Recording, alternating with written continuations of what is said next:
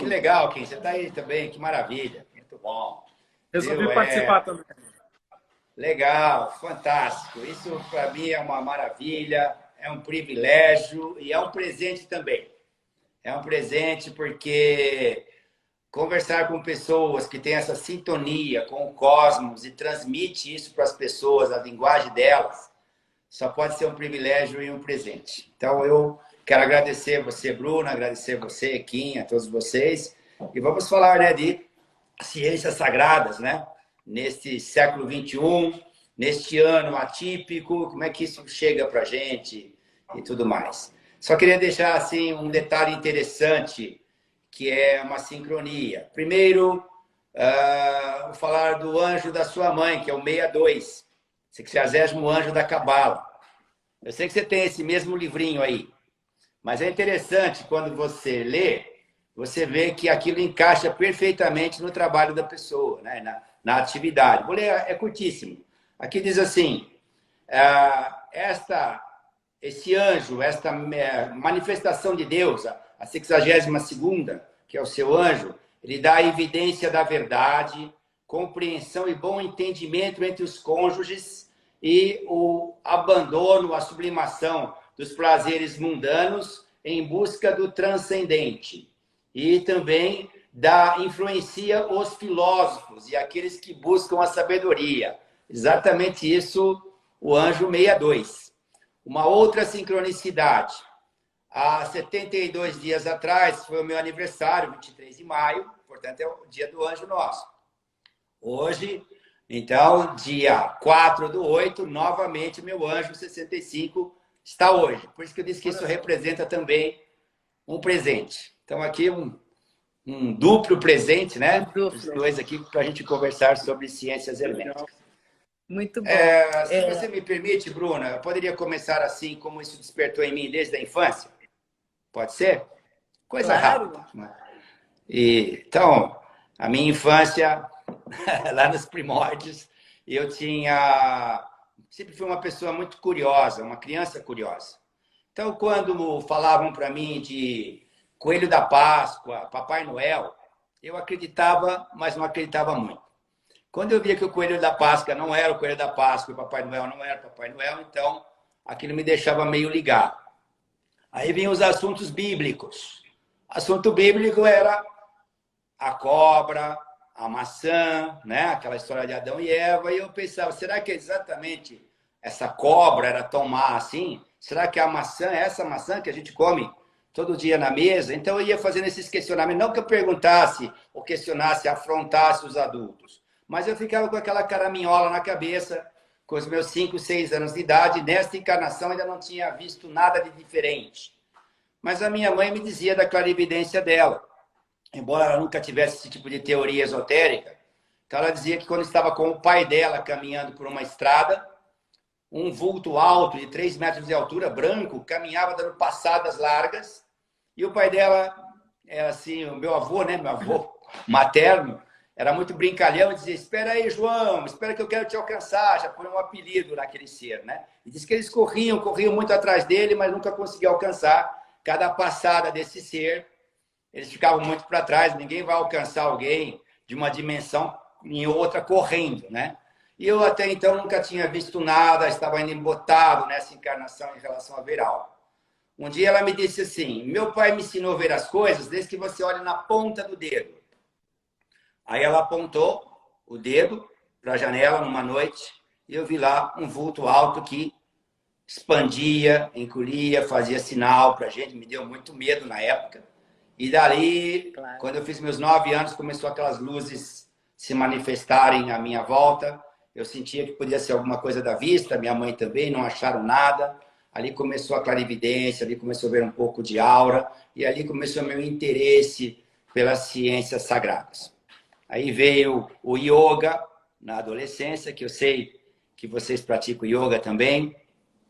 Veio o interesse por astrologia, por numerologia, pelas ciências sagradas conhecidas, como alquimia. E eu percebi, então, que em tudo que você faz, em todos os lugares do mundo que você visita, lá estão essas pistas dessas ciências sagradas. As pistas da alquimia, da geometria sagrada, está presente em todos os lugares. E quanto mais vai avançando os anos, o tempo, a tecnologia e a ciência, mais essas pistas vão aparecendo. Então, é assim que eu comecei meu caminho. Mas, olha, eu comecei falando, mas quero deixar... O Kim aqui já conhece meu método de trabalho e uma pessoa muito aplicada quando ele vai fundo nas coisas, fantástico, né? Tem a quem puxar, né? Isso é muito bom. E também aí um pesquisador de sons, né? E tem esse tipo de coisa. De vez em quando eu vou tomar um pouquinho de água, eu peguei esse costume enquanto falo, porque senão acaba o combustível. Tá tranquilo. Tá bom. Eu quero deixar que vocês perguntem, eu falo e fiquem à vontade, por favor. É eu que tenho que... Bom, eu gostaria... Assim, uma coisa que eu acho muito interessante, fascinante sobre a chamada ciência sagrada, ciências herméticas, né, é que elas, em todas, se você for olhar, elas estão presentes em alguma forma através das eras em todas as civilizações do mundo, né? Então, assim, você vai encontrar algum tipo de alquimia, algum tipo de geometria, algum tipo de numerologia, esses estudos, eles são universais, eles são, parece que estão no arquétipo do ser humano ter essa busca e estudar isso, criar essas escolas, né? Como que você vê isso? Exatamente isso, Kim. Qualquer pessoa que viaja para qualquer lugar do mundo, independente de sua religião, além dos museus, gosta de visitar igrejas, sejam elas católicas, romanas ou ortodoxas. O que você vê lá? Símbolos maçônicos dentro das igrejas. Imagens dos chamados santos e santas fazendo o sinal iniciático que a gente conhece, que é o sinal do arcano 5. Vemos santos e santas portando taças, espadas, cetros, livros, que é o sinal da alta magia da luz. E ali, então, está aqui como um código por onde você passa, não só igrejas católicas, ortodoxas ou romanas, mas quando você vai numa sinagoga, numa mesquita que não tem imagem, só tem várias vezes ali o nome de Alá, mas pelos mantras, pelo som que é emitido na mesquita, nos rituais feitos ao ar livre, como os rituais xamânicos, você vê a presença da ciência sagrada, na dança circular, do ritual xamânico, no uso do cristal, na tenda do suor, o temascal, lá está a energia sagrada funcionando. E eu vejo uma coisa muito interessante, quando eu tinha 18 anos, meu padrinho de maçonaria, um espanhol muito engraçado, ele queria que eu entrasse na maçonaria com 18 anos, mas não podia, só com 21. Então ele foi falar lá com o mestre maçom e disse, olha, o Vanderlei tem 18 anos e ele faz yoga. Só que ele mesmo, o meu padrinho não sabia exatamente o que era yoga na época. E alguém lá da maçonaria perguntou, mas o que é mesmo yoga? Aí o meu padrinho respondeu, ele fica de cabeça para baixo várias horas. Eu nunca fiz isso na minha vida, nunca fiquei de cabeça para baixo nem 15 minutos. Mas naquela época, a ideia, lá no começo dos anos 70, era que yoga era ficar de cabeça para baixo várias horas. Se alguém visse alguém num parque abraçando uma árvore, e hoje várias pessoas fazem, era um maluco abraçando a árvore. Hoje se encara como isso, como algo normal. Então nós percebemos que as ciências sagradas, elas estão presentes em tudo, nos atos de cura, no símbolo do caduceu, que você tem aí, eu tenho aqui, o serpente, né? Yang e Yin, né? A serpente as duas serpentes que representam essas duas energias, e o canal do meio, Xuxuma e Alado, é o símbolo do Hermes, com as suas leis. Então você tem a presença dela nas igrejas, nos museus, nas obras de arte e na própria ciência. Grandes cientistas, como, por exemplo, Isaac Newton, tinham muitos cadernos de alquimia. Se você entrar hoje na internet, pergunta os cadernos de alquimia de Isaac Newton, um monte, estudando o ouro, os outros metais, né? E aquilo que você falou, os dias da semana, que nós falamos em astrologia, tem nomes de planetas, né? Hoje nós estamos aqui numa terça-feira, dia de Marte, Marte, metal, ferro, cor, vermelho, o guerreiro da luz, esfera, a esfera vermelha de Marte, a esfera da árvore da vida, né? Então, o anjo 62º da sua mãe, Kim, ele está na esfera alaranjada de Rod, que é a esfera da mente, da translucidez, da busca do porquê das coisas.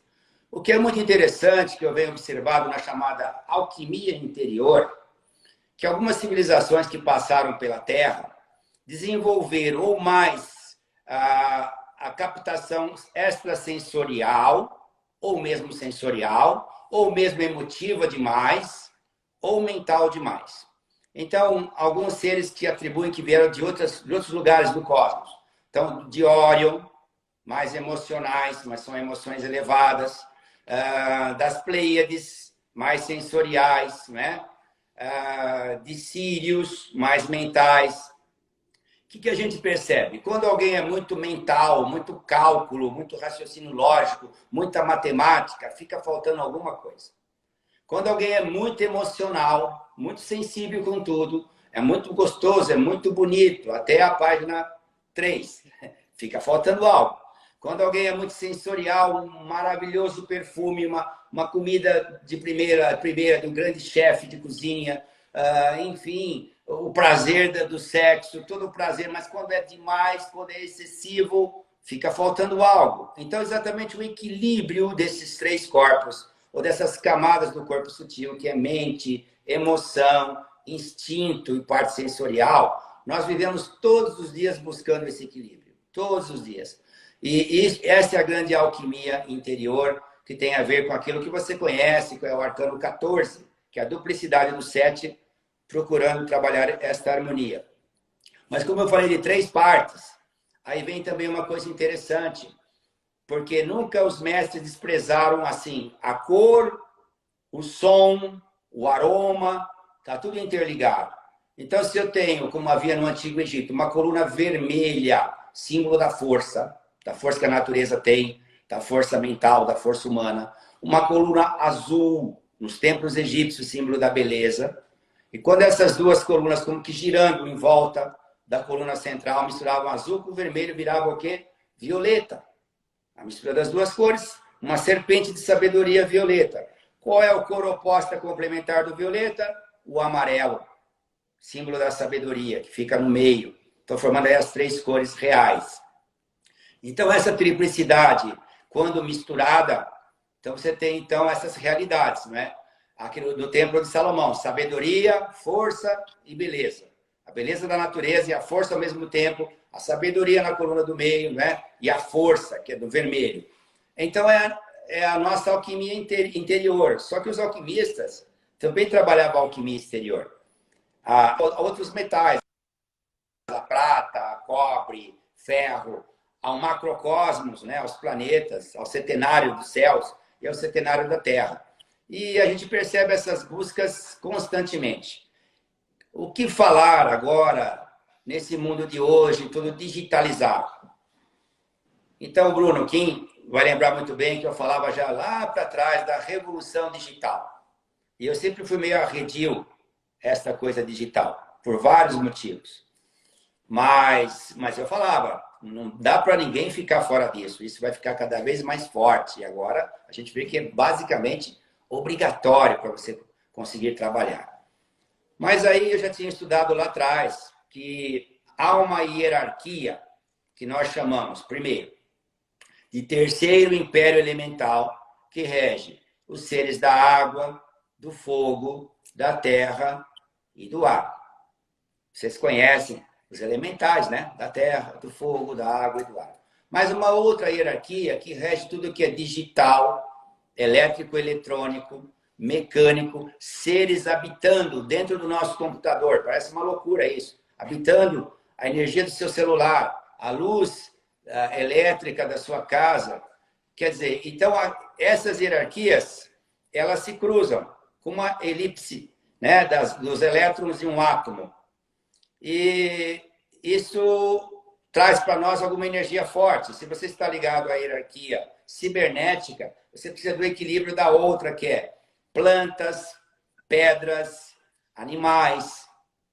Então, tudo aquilo, como Immanuel Kant fala, né, em relação aos animais, que dá para conhecer o coração de um homem, da forma como ele trata os animais, quer dizer, já falava isso há um tempo atrás. Então, isso mostra esse a busca por esse equilíbrio, né? Esse balance da natureza, de você buscar a floresta, o mar, buscar a lagoa, mas também estar na cidade grande, estar num lugar cheio de tecnologia, né? Uma cidade como São Paulo, né, Bruna, que sempre você evidencia, inclusive no filme de vocês, São Paulo, eu acho muito bonito, porque eu lembro que umas décadas atrás falavam de muitas cidades do Brasil muito bonitas, interessantes, mas São Paulo era assim, só lugar para trabalhar. E eu vejo que não, que nos filmes, naquilo que você fala, você exalta São Paulo com poesia. E São Paulo é regido pelo signo de Aquários. Às vezes ele é cinzento, ele parece uma máquina, mas por trás daquilo existe todo um calor, um afeto. Eu acho isso muito legal. Estou falando um pouco demais, vocês desculpem, eu estou procurando me acostumar a falar através da telinha. Vanderlei, e não quero ficar falando igual eu falo na fala mais. Eu sou geminiano, falo mais que a boca, tenho que falar um pouquinho menos. Quero escutar mais vocês, desculpe. Não, mas está ótimo, Vanderlei. Mas tem uma coisa interessante que a gente estava falando bem no começo, que assim, esse conhecimento, né, essas leis do universo, leis herméticas, leis alquímicas, todas essas forças, né, que são leis exatas, elas estão, como você diz, mas elas são ciências mesmo. Sim. O curioso, eu sempre achei isso muito curioso, e eu, como você, desde menina, assim como o Kim, nós somos pessoas, seres muito curiosos, muito em busca, muito buscando esse conhecimento, muito querendo compreender a sabedoria e fazendo esses questionamentos e, portanto, achando esses caminhos. E é muito, uma das coisas interessantes de observar é que em todos os tempos diferentes da história, da nossa ancestralidade, nas geografias mais impensadas, distantes umas das outras, seres de épocas muito, muito diversas, de origens, de raças, enfim, que fundaram religiões, filósofos. Essa história é muito rica. Todos eles, dentro da sua língua, do seu conhecimento, do seu ângulo, do seu ponto, eles foram chegando a conclusões muito parecidas. Exatamente. Esse conhecimento fragmentado, como ele pode ser entendido em alguns momentos, ou em alguma plenitude de alguma pessoa, enfim, maior e mais iluminada, mas ele era muito, muito como se todos tivessem conversado numa sala e convivido na mesma época. Isso é interessante porque mostra que essas leis, elas existem, elas estão lá e elas são acessíveis. Quer dizer, de uma maneira ou de outra, algumas pessoas com alguns mestres, algumas pessoas com aulas, com cursos, outras pessoas com convívio, outras buscando a leitura isolada. Cada um na sua jornada e ao seu tempo pode chegar a essas mesmas conclusões em qualquer época da vida, né? Sem dúvida. Isso é muito interessante notar, porque a gente vai descobrindo coisas, é como se você fosse descobrir a roda, vamos dizer, a roda já existindo, mas é que como é uma roda meio pouco comentada, né, ela fica em pequenas rodas, porque ao mesmo tempo que esse conhecimento era encontrado, o mundo embrutecia, o mundo tinha a maldade muito presente, combatendo, e é por isso que essas ciências foram ficando herméticas, ou seja, mais fechadas, né? A ideia de que elas não fossem passadas com muita facilidade. É verdade. Justamente porque elas foram muito perseguidas, muito combatidas, e durante toda essa história da humanidade, sempre houve o lado do combate ao conhecimento. Por que você vê, como você vê e por que essa maldade, esse combate, essa força maior, que muitas vezes é muito, muito violenta e que combate o conhecimento, a virtude, a busca, o excelso? O que você falou é um dos arcanos mais secretos da sabedoria milenar, que fala-se que duas raças, não da Terra, ajudaram a formar o ser humano. Uma queria que nós vivêssemos sem tecnologia, sem outros conhecimentos, num paraíso verde onde nada faltasse.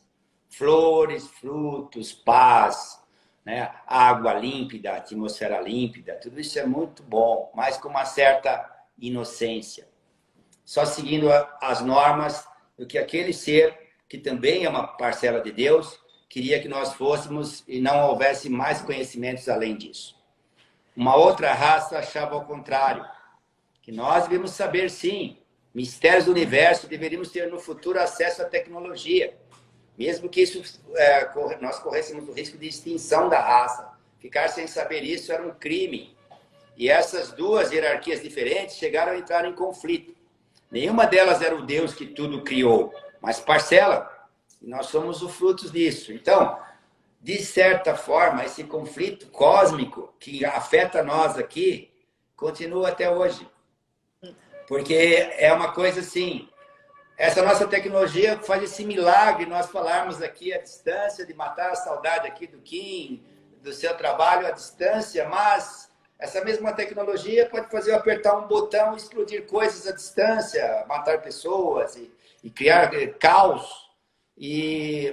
Então é isso. Agora, as chamadas ciências sagradas, ciências herméticas, atribuído um pouco a Hermes, que estava muito avançado do seu tempo, elas também eram ocultadas porque se caíssem em mãos erradas, teriam já liquidado até a nossa raça há muito tempo lá atrás. Então, várias vezes nós fomos salvos, vamos dizer assim, por hierarquias que agem como paternos e maternos de nós.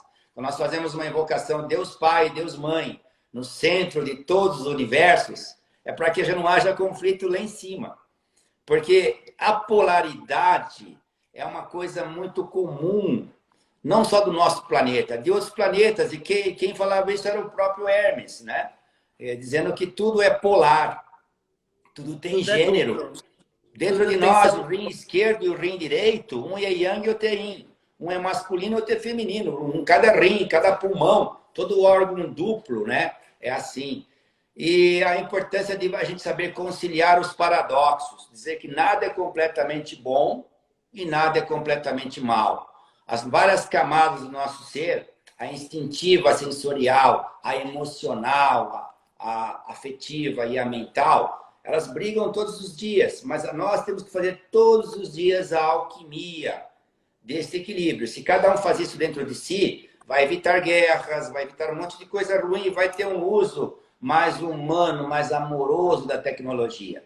Nós percebemos que só com o celular, do jeito que nós já fazemos com a internet hoje, quantos haters, quanto ódio, quanta semente de discórdia e quanto desequilíbrio que guerra mundial pode criar. Porém, como eu falei, elétrico, eletrônico, digital são habitados por pequenos seres elementais que dirigem isso. Quando nós vamos tomar um banho de chuveiro, a água do chuveiro é o terceiro império elemental, o elemento água, terra, água, ar, que é habitado por a terra por gnomos, a água por ondinas, o ar por airinas e tal. Mas o elétrico, né, ou o gás que vai aquecer o seu chuveiro, já é da outra hierarquia, a hierarquia cibernética. Então, você está tomando um banho de uma energia de um mundo paralelo dos elementais e, ao mesmo tempo, da hierarquia tecnológica que existe não só nesse mundo, mas em outros mundos, até mais avançados que o nosso, que precisa ter um certo controle. Aí já começa esse controle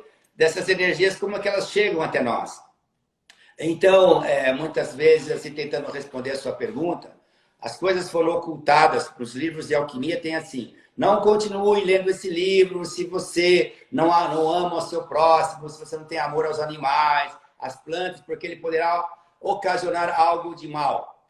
Quando você vê mesmo um filme de ficção, onde alguém vai chegando perto de um tesouro por ambição ao tesouro, por ambição material, obstáculos vão acontecendo, que nem aquele do Indiana Jones, para que ele nem chegue lá.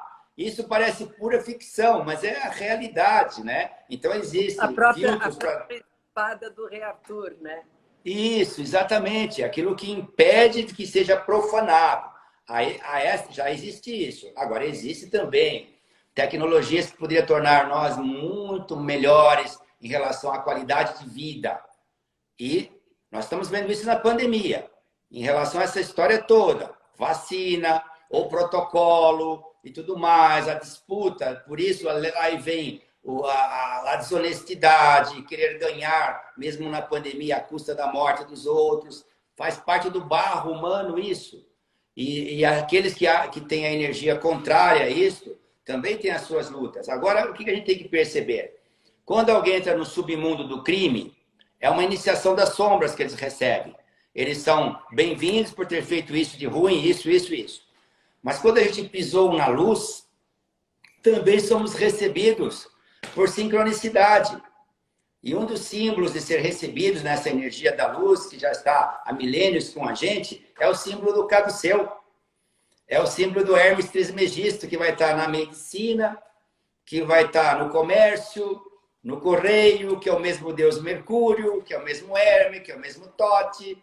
Essa é um dos símbolos da bem-vindo ao mundo da luz, que é simplesmente infinito, né? Essa é a parte que nos dá um bálsamo.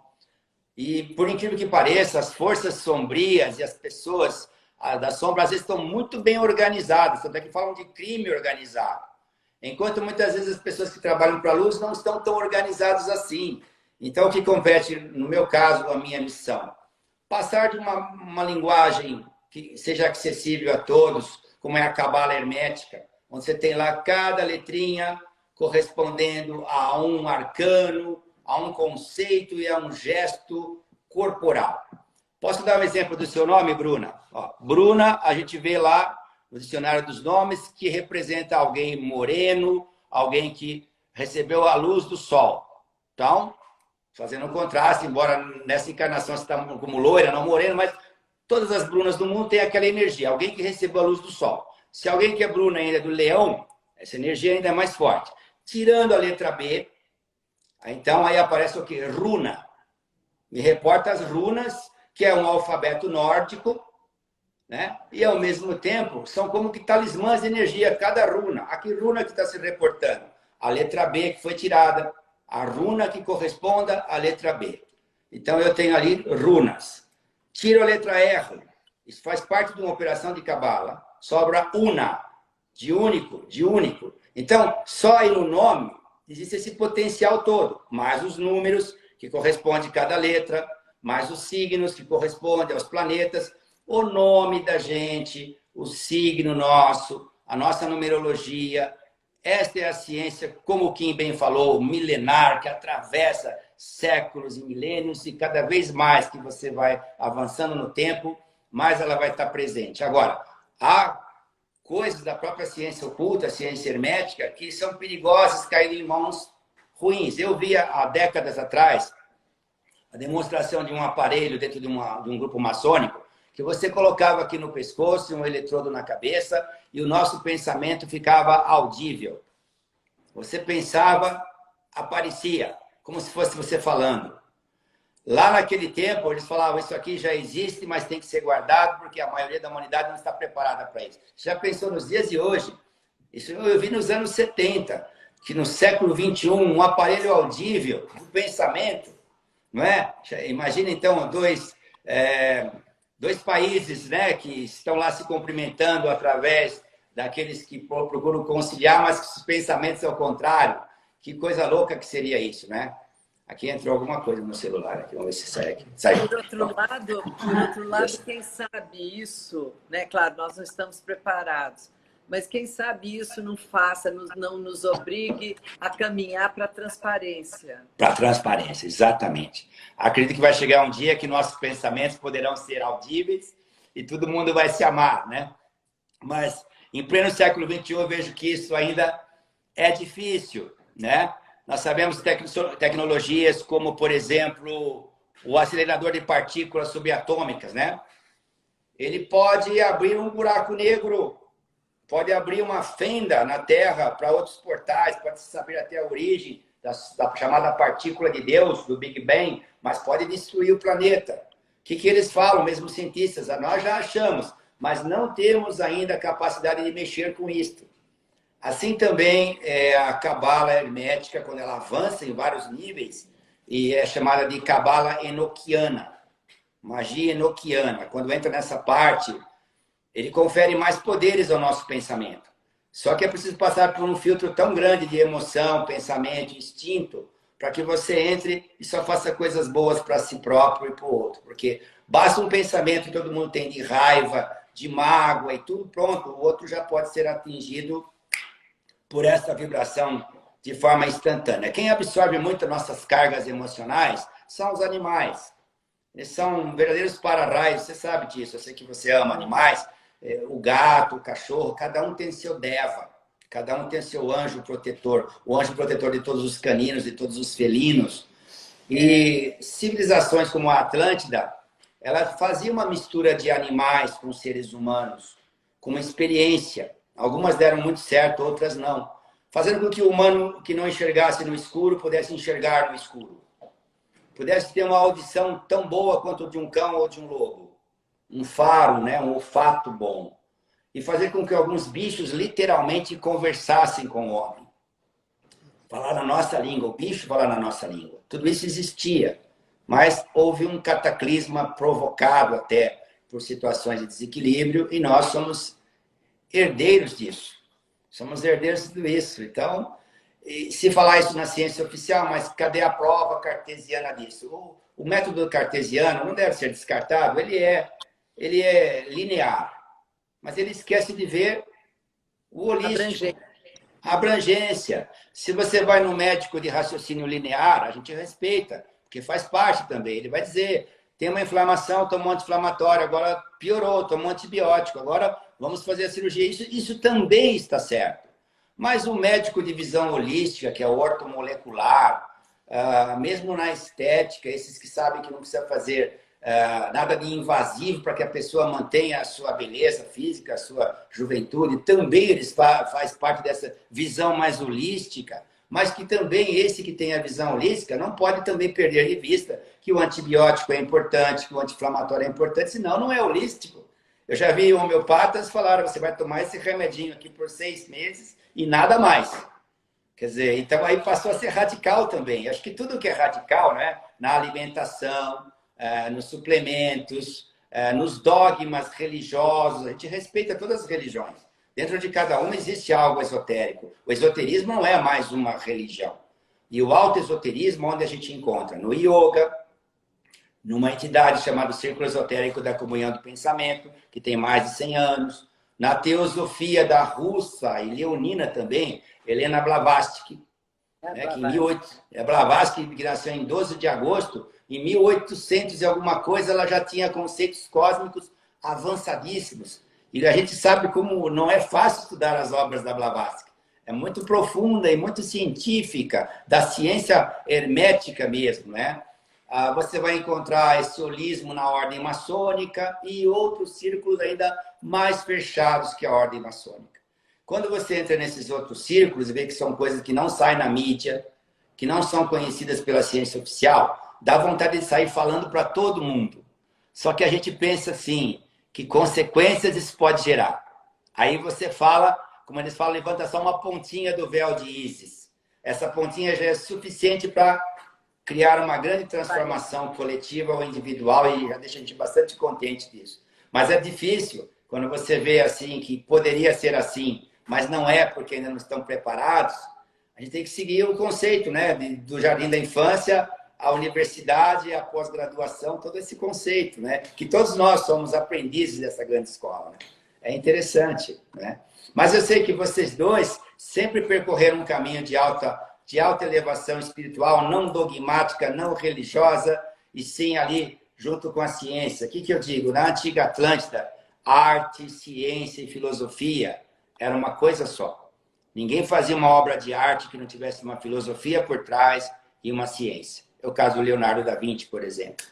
Tudo estava unido com uma cor branca ou incolor numa coisa só, depois que se partia em várias cores. Primeiro trino, depois sétuplo, décaplo e assim ia. Depois voltando para o uno novamente. Então, quando você fala que o cinema, que é a arte que vocês fazem, é a 7ª arte, não é só por uma classificação intelectual. se ele é a sétima arte, à toa não é. É uma arte avançadíssima que ainda vai chegar em patamares inimagináveis. E quem faz arte como vocês fazem, também faz filosofia. Está lá no anjo seu, Bruna, lá. Influencia os filósofos.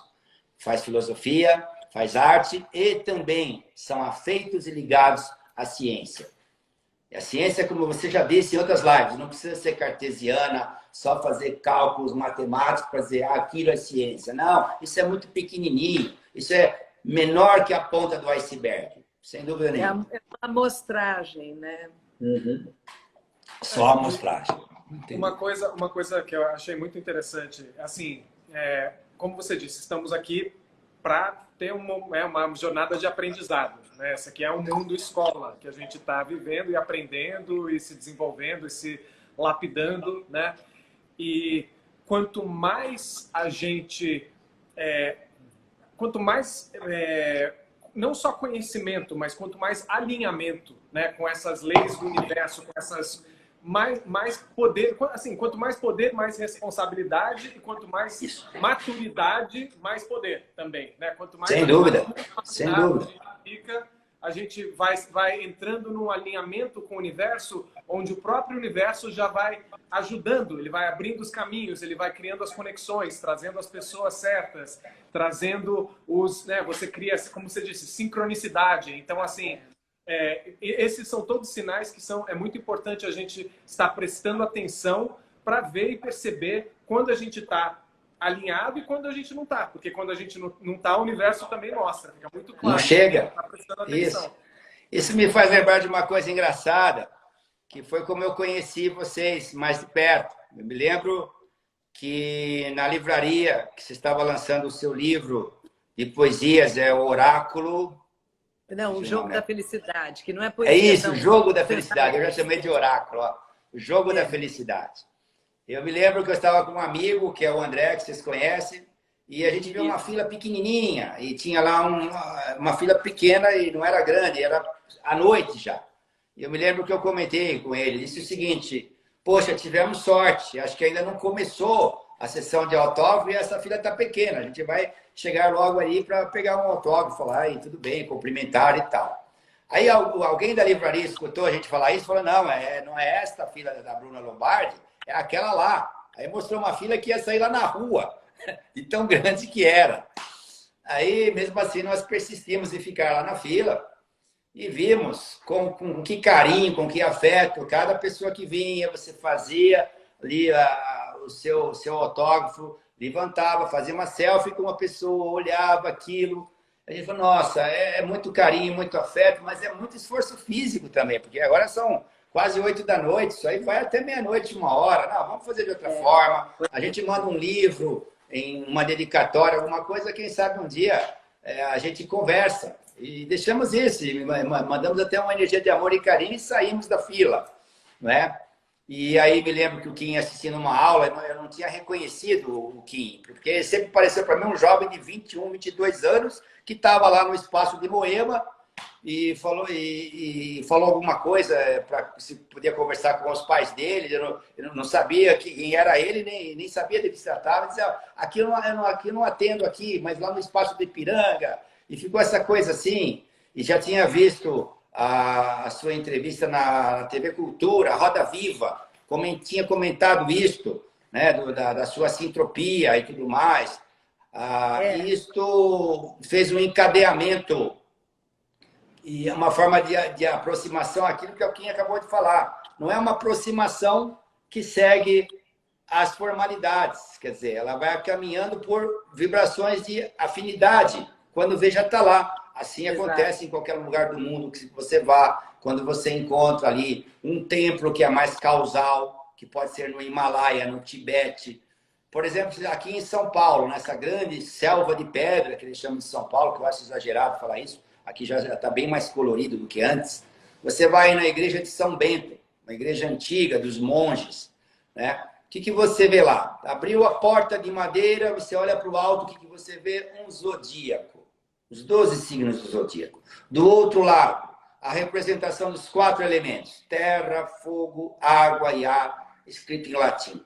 E outros símbolos de autoesoterismo, santos e santas fazendo o sinal da alquimia. Então, ali, nós sabíamos que lá debaixo do Mosteiro de São Bento haviam reuniões especiais e havia uma ligação subterrânea do Mosteiro de São Bento com a Catedral da Sé. Então, ali, nós temos coisas altamente esotéricas e mágicas do autoesoterismo bem perto da gente. É claro que não podemos confundir o autoesoterismo com o que nós chamamos de circo místico ou baixo esoterismo, que dá muita vazão para pessoas de sem escrúpulos, para pessoas que eu vou resolver a sua vida. Isso é muito perigoso. O autoesoterismo está nas escolas milenares, no Rosa Cruz, na ordem maçônica, na ordem da Blavatsky, que é a teosofia, no yoga. E olha que interessante, agora se você vai, mesmo no médico cartesiano, ele vai te recomendar fazer meditação, fazer yoga.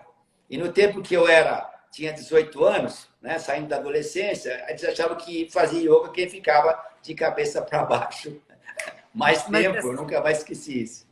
Mas, Vanderlei, é interessante porque você falou de você, menino, buscando, e você falando disso eu lembrei, quando eu era garota, assim, tipo, justamente 6, 7, 8 anos, e daí em diante, eu sempre que eu via algum desses símbolos que eu não compreendia eles, eu não sabia o que eles eram, o seu significado, ou ouvia palavras, né, que fossem fundamentais, aquilo me parecia de uma importância vital que eu não podia perder. E eu tentava copiar aqueles símbolos, eu tentava, mesmo sem ter a menor, ainda o menor conhecimento para fazer a menor conexão entre eles.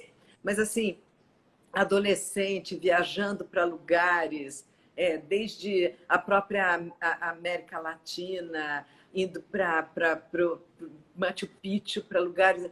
Tudo o que eu fui descobrindo tinha um significado tão grande para mim, como se fosse uma espécie de memória. Então, é interessante porque chega uma hora que tudo isso... E isso para te contar, que eu fui meio sozinha, chegando a algumas das leis do universo, que depois, quando eu descobri a Tábua Esmeralda, Hermes Trismegisto e tal, eu já tinha descoberto por mim mesma, eu já tinha deduzido isso de alguma maneira. E eu fiquei muito surpresa, que eu falei assim, como que eu sei isso?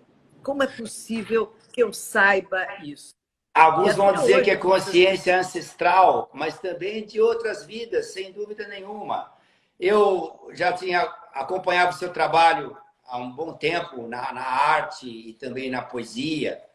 Me lembro como se fosse hoje, não se me engano, na Avenida Liberdade, você de mão dada com aquela escritora já de bastante idade na época, Cora Coralina. Ah, é verdade. E você de mãos dadas ali na Avenida Liberdade, andando com ela aí com um carinho, com afeto. Eu vi aquilo e falei, nossa, que imagem legal. Não nem se aproximar, não quis atrapalhar aquele momento. É isso que é importante.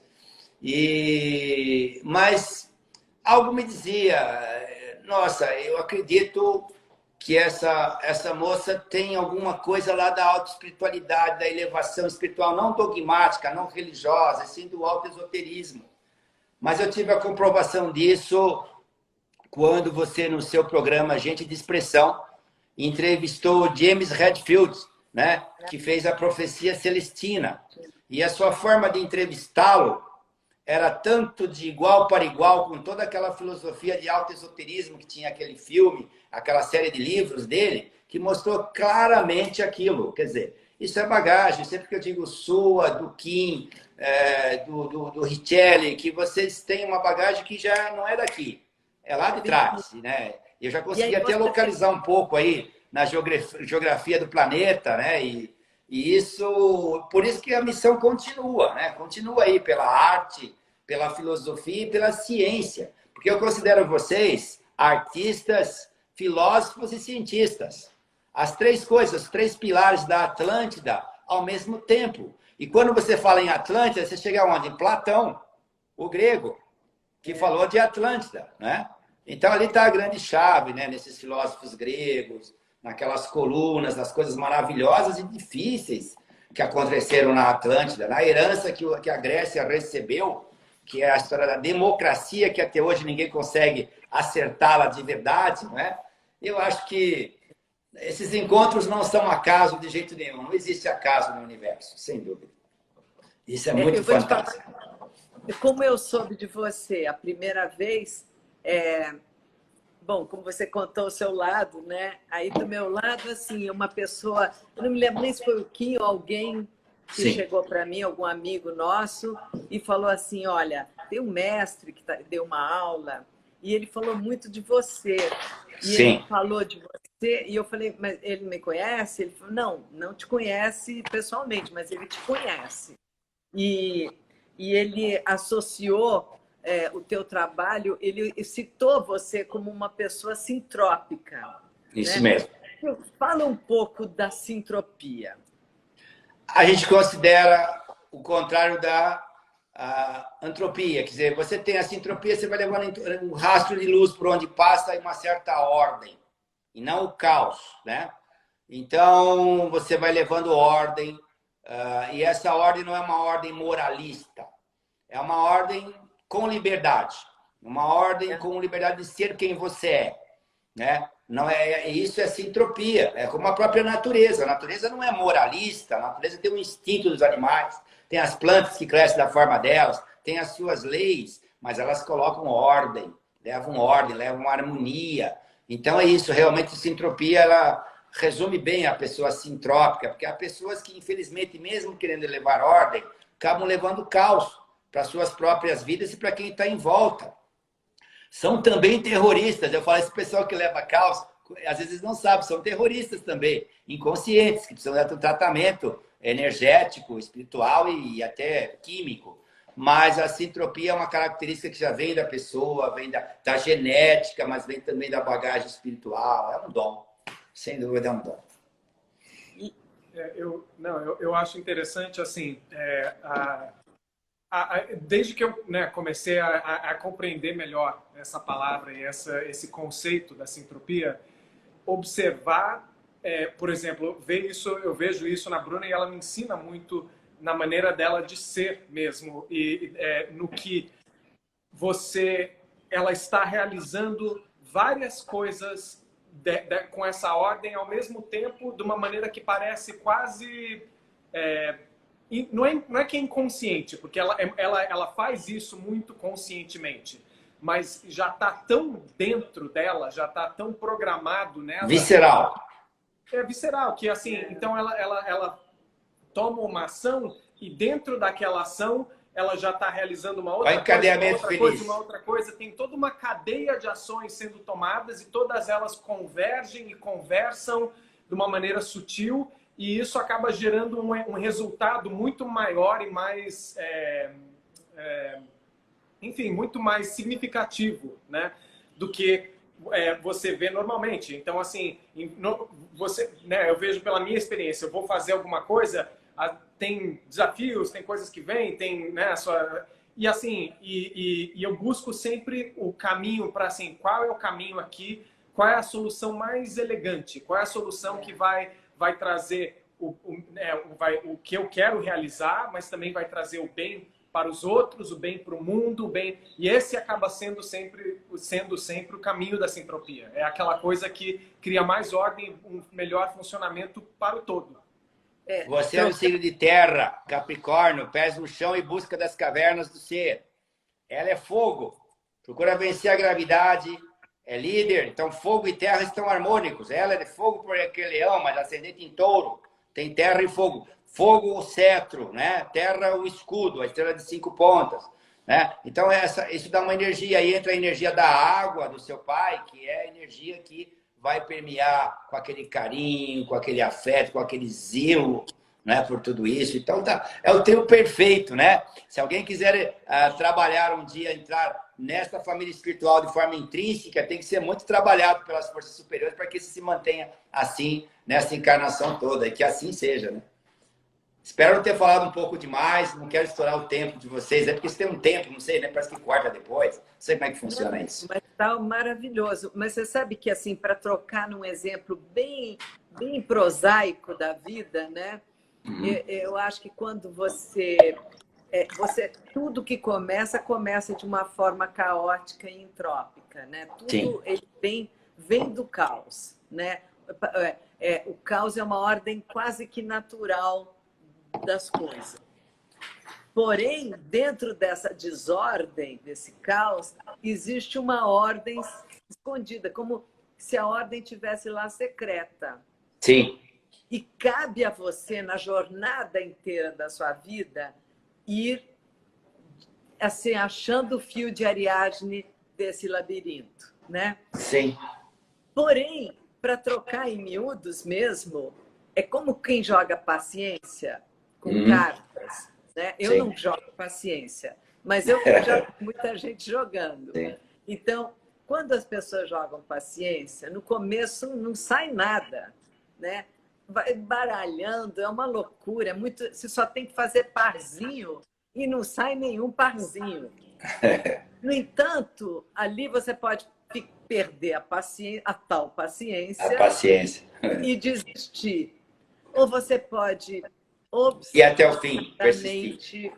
De uma forma disciplinada, persistente, resiliente, continuar tentando achar essa ordem secreta do universo ou os seus parzinhos no jogo. Essa é a ciência da paz e da ciência. Paciência. Isso mesmo. Paciência. Aí vai chegar um momento no jogo, esse momento vai chegar. Se você jogar dessa maneira como a gente está falando, eu sei porque eu vejo, eu experiencio isso.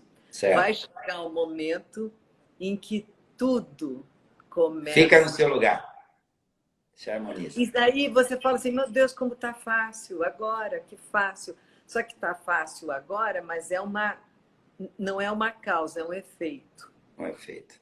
Entendi. A causa veio antes. Você está colhendo aquilo que você plantou no caos, na desordem, no conflito, na dificuldade, vencendo obstáculos. Então, essa não desistência, a gente sempre fala muito disso na rede e tal. Sabedoria dos monges, né? Sabedoria dos monges.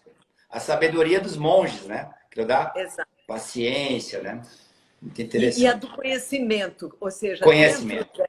Dentro dessas pequenas, porque isso que o Kim estava falando, né? Dos sinais, e que você fala também, os sinais, né? Da gente saber ler os sinais, como eles são importantíssimos, como as pessoas passam batido, elas passam distraídas. Não enxergam, não ouvem.